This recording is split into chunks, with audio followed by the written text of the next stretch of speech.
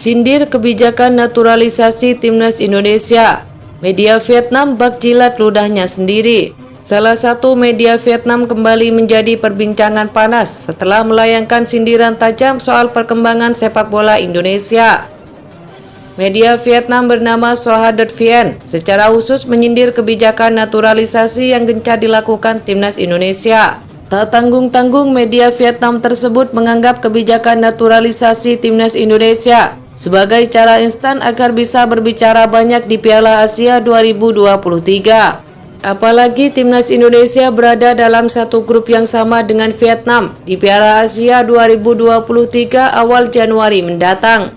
Alhasil dengan dalih agar bisa mengalahkan Vietnam yang selama ini sulit dikalahkan, Timnas Indonesia menempuh jalur instan dengan cara naturalisasi.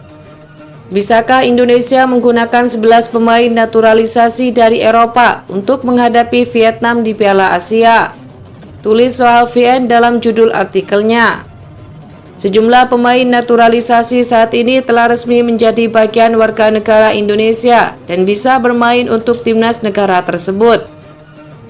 Antara lain Elkan Bagot, Jordi Amat, Sen Petinema, dan Sandy Walsh. Tambahnya, judul bernada sindiran dari salah satu media Vietnam itu pun akhirnya menjadi perbincangan panas para pecinta sepak bola tanah air.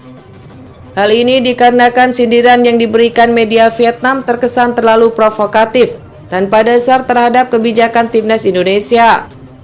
Jika ditelisik, ada perbedaan mencolok yang mewarnai kebijakan naturalisasi era sekarang dengan zaman dulu.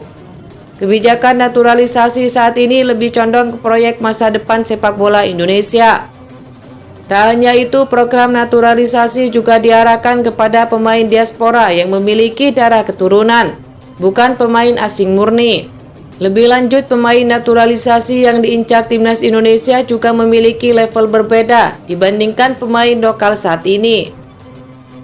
Terlepas dari sindiran tajam yang dilayangkan salah satu media tetangga tersebut, media Vietnam seakan menjilat ludahnya sendiri. Hal ini mengingat Philippe Torchia selaku pelatih Vietnam sempat mewacanakan bakal aktif memperkuat timnya dengan menghadirkan pemain keturunan.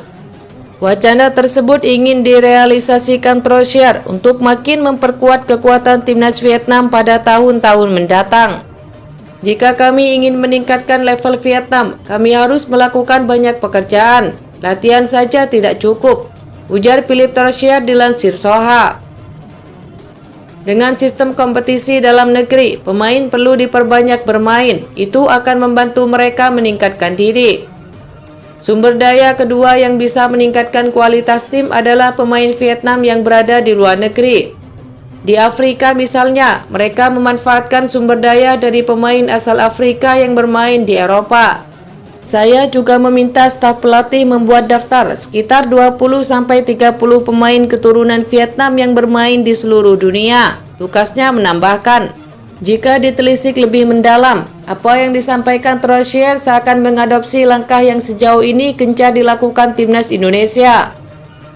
Alhasil, media Vietnam seakan menjilat ludahnya sendiri, lantaran ternyata pelatihnya juga tertarik menggunakan pemain naturalisasi.